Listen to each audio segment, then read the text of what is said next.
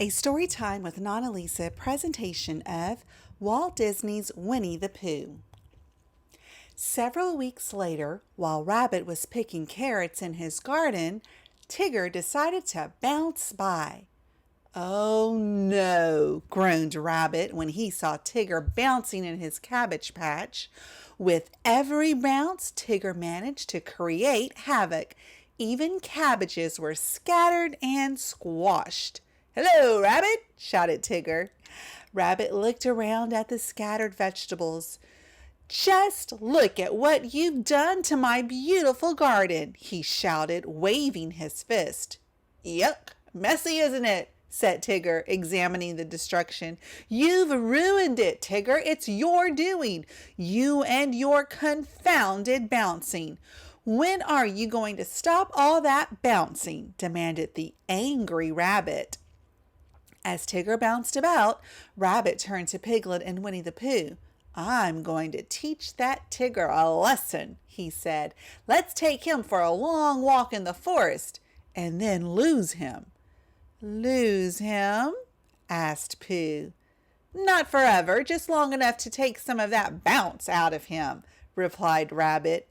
The next morning, the little group set off into the forest. As usual, Tigger bounced ahead of everyone. After a while, the three friends managed to lose Tigger, who bounced off into the misty forest. After waiting some time to be sure that Tigger was truly out of sight, Rabbit nudged the others and they turned towards home. However, the mist had thickened, making everything look different. "You know, Rabbit," said Winnie the Pooh, "I don't think we lost Tigger. I think he lost us." And so it was that the lesson Rabbit wanted to teach Tigger backfired.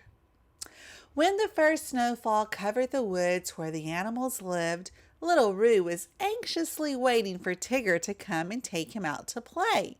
"Now you be careful," said Roo's mother, Mrs. Kanga, when Tigger arrived. "Do bring Roo back before it gets dark," she shouted as Tigger and Roo bounced off to play. Tigger and Roo reached the frozen pond. "Can you ice skate, Tigger?" asked Roo. "Can Tigger ice skate? Why, that's what a Tigger does best, aside from bouncing, of course," said Tigger as he glided over the ice.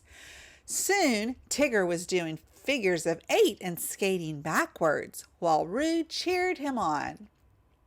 Tigger began doing spins and other fancy moves. He was so absorbed in showing off that he didn't see Rabbit in front of you. "Oh, no, not you!" shouted Rabbit as Tigger came spinning towards him. "Look out!" shouted Tigger. "Out of my way! I can't!" Tigger screamed as he banged into Rabbit. "Stop!" Leaving Rabbit sprawled out on the ice, Tigger took Roo on his shoulder and bounced into the woods. "Can you climb a tree, Tigger?" asked Roo. "Climb a tree? Why, that's what Tiggers do best, only I don't climb trees, I bounce them." With Roo still proudly sitting on his shoulder, Tigger bounced from limb to limb of a tall tree. Higher and higher he bounced until he could go no further. The last bounce was too much for Roo, who fell off Tigger's shoulder. On the way down, Roo grabbed onto Tigger's tail. The little kangaroo began to swing back and forth. "This is fun," he shouted. "I've never swung on a tiger tail before."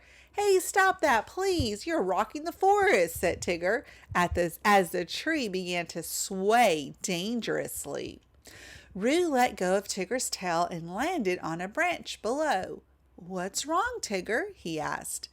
"Oh, thank goodness, I was getting seasick," replied Tigger. Just then, Tigger spotted Piglet and Pooh. "Hello!" shouted the tiger.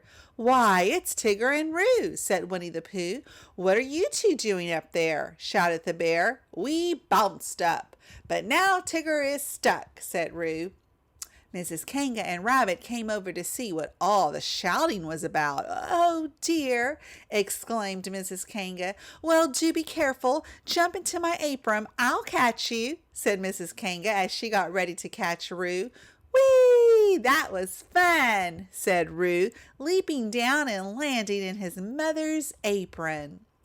"Okay, you're next," Pooh and Rabbit shouted to Tigger. "Jump!" "Jump? Tiggers don't jump, they bounce," said Tigger, grabbing tightly onto the tree. "Then bounce down," shouted Pooh. "Oh, don't be ridiculous," said Tigger. "Tiggers don't bounce down, they bounce up." "Then climb down," shouted Rabbit. "Tiggers don't climb down because their tails get in the way," replied Tigger, wrapping his tail around the tree. "That settles it. If he won't jump or climb down, he'll have to stay up there forever," yelled Rabbit, who was rather enjoying this. "Forever?" yelled Tigger. "I promise if I ever get out of this, I'll never bounce again. Never." "Did you hear that, everyone?" asked Rabbit gleefully. "He promised. He said never," shouted Rabbit. The animals decided that the best way to get Tigger down was to tell him to slide. And so, ever so slowly and ever so cautiously, Tigger slid down the tree. "Tigger, you can open your eyes now. You're safe," said Piglet as Tigger reached the bottom of the tree.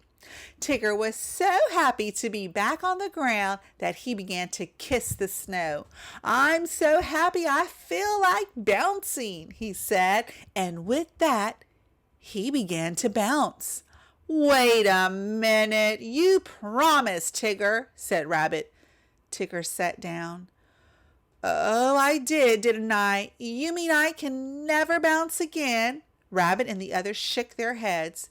Tigger sighed and slunk sadly over to a nearby log. There was a long silence. "I like the old bouncy Tigger best," said Piglet finally. So do I, replied Kanga and Roo quickly. "Of course, we all do," said Winnie the Pooh. "Don't you agree, Rabbit?" Well, all right, muttered Rabbit. "I guess I like the old bouncing Tigger best too." "Oh boy," shouted Tigger, and he bounced right on top of Rabbit. "Come on, I'm going to teach you all how to bounce." And Tigger and the others, even Rabbit, bounced off together. I hope you enjoyed our story of Winnie the Pooh and all his friends and their adventures, Riley Bear and friends. Join me tomorrow for another story. Goodbye now.